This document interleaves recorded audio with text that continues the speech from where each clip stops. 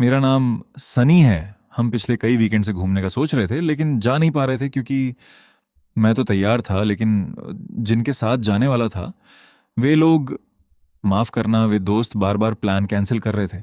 लेकिन इस बार अचानक उन्होंने आखिरी समय पर बोला कि चलते हैं। फिर क्या, बाकी लोगों को भी चलना पड़ा। तो फिर क्या था, हम निकल पड़े हैं। जाना कहाँ है और कैसे जाना है यह भी रास्ते में ही तय किया है। अभी मैं कश्मीरी गेट मेट्रो स्टेशन पर खड़ा होकर एक दोस्त का इंतजार कर रहा हूँ। शायद ये वही है जो सामने से आ रहा है। अरे हाँ, यही है, हमारे सफर का दूसरा इंसान, एक दोस्त। ठीक है, ये तो आ गया। अब इंतजार है बाकी बचे दो लोगों का, क्योंकि समय भी हो गया था। मुझे लगता है 10:30 या 11 बजे हो रहे थे। हम दोनों बहुत एक्साइटेड थे।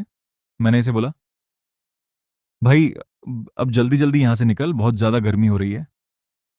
अब हम जा रहे हैं ISBT Kashmiri gate bus stand, जहां से हम आगे की जर्नी के लिए बस लेंगे।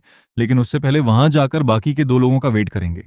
और बस फिर क्या था, मेट्रो स्टेशन से निकलते ही कुछ दूर चलते ही रास्ते में ही था ISBT Kashmiri gate bus stand.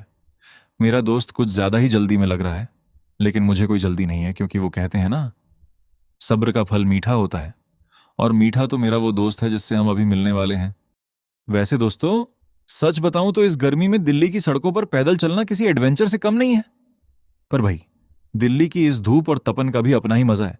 क्योंकि जब यहां से निकलकर हम सीधे पहाड़ों की उस ठंडी ठंडी हवा और वादियों में पहुंचेंगे ना, भाई साहब, वो जो सुकून होगा उसका लेवल ही अलग होगा।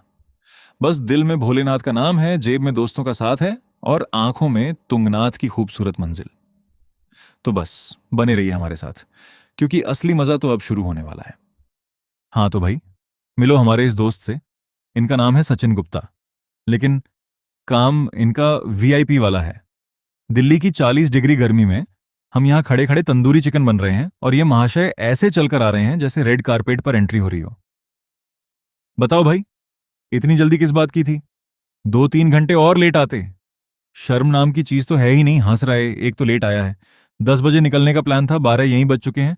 और हमारे भी वैसे 12 बज गए हैं, क्योंकि डिनर नहीं किया था। लग रहा था 10 बजे पहुंचकर 10:30 तक वहां से निकल जाएंगे। फिर जहां भी रास्ते में बस का स्टॉप होगा वहां मस्त डिनर करेंगे। लेकिन अभी तो हम 12 बजे यहाँ दिल्ली की सड़कों पर घूम रहे हैं, लेकिन आखिरकार बस तक पहुंचा दिया बस वाले भाई ने।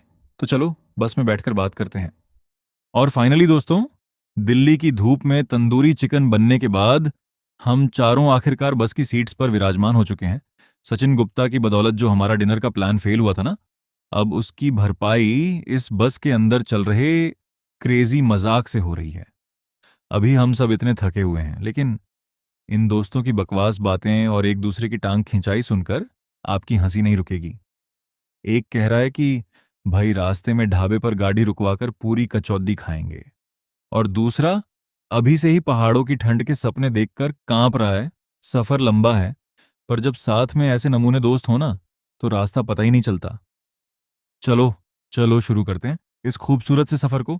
अलविदा दिल्ली, मिलते हैं फिर।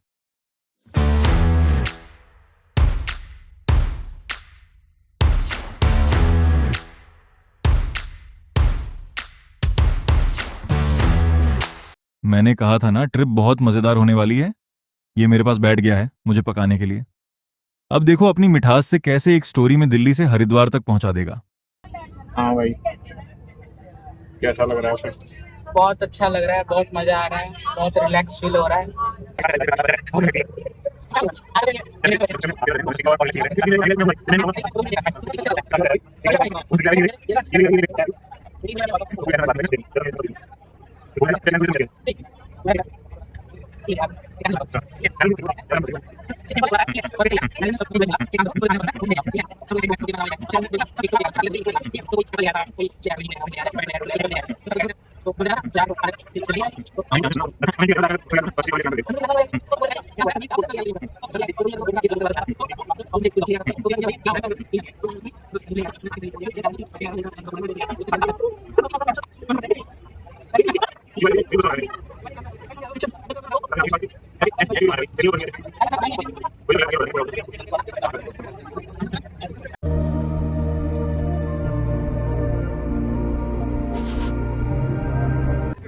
और क्या करें हम लोग?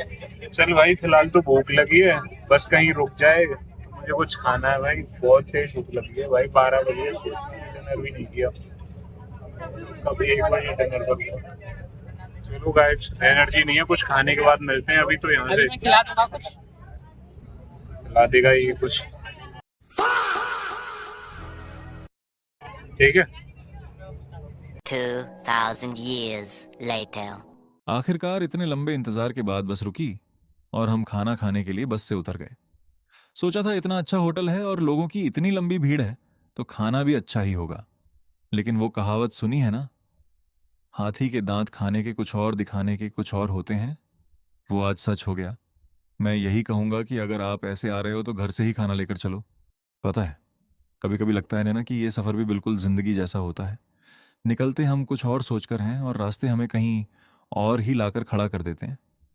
अब इसी ढाबे को देख लो, भीड़ देखकर रुके थे कि बड़ा नाम है, अच्छा खाना मिलेगा।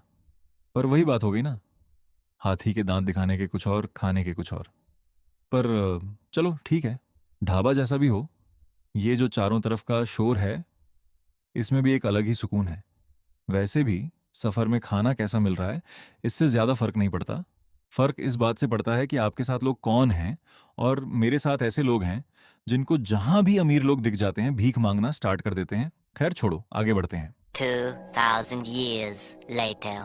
खाना खाने के बाद ये सारे लोग तो फैलकर सो गए थे बस में, और मैं अकेला बैठा बस के शीशे से सफ़र का आनंद ले रहा था। क्योंकि मैं यही कर सकता हूँ, ट्रैवल करते टाइम मुझे नींद नहीं आती। लेकिन शायद अच्छा ही हुआ जो नींद नहीं आई, क्योंकि नींद आती तो मैं ये खूबसूरत नज़ारा मिस कर देता। देखते ही देखते बस हरिद्वार में एंटर कर गई। शीशे के बाहर अचानक ये ऊंचे पहाड़ और सामने बहती हुई पवित्र गंगा नदी। दोस्तों की वो सारी खुराफात एक तरफ और ये सुकून एक तरफ। सफ़र की सारी थकान जैसे इस एक मंजर को देखकर गायब हो गई।